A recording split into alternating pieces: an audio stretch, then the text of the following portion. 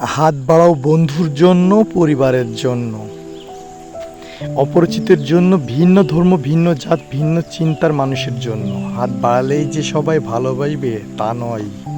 কেউ ভালোবাসবে, কেউ ঘৃণা করবে, কেউ ভালো বলবে, কেউ মন্দ বলবে, তবুও হাত বাড়াও। জীবন ধর্ম হলো হাত বাড়ানো।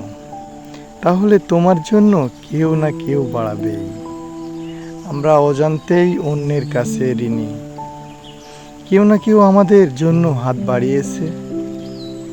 আমরা হয়তো মনে রাখতে পারিনি, মনে রাখিনি। হাত বাড়ানোর জন্য অঢেল সম্পদ থাকতে হয় না। হাত বাড়ানোর জন্য লাগে ইচ্ছে।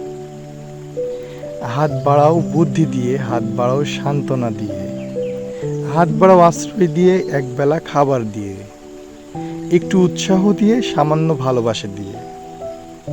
হাত বাড়াও সামান্য অর্থ দিয়ে, বিদ্যা দিয়ে, জ্ঞান দিয়ে, ভালো পরামর্শ দিয়ে।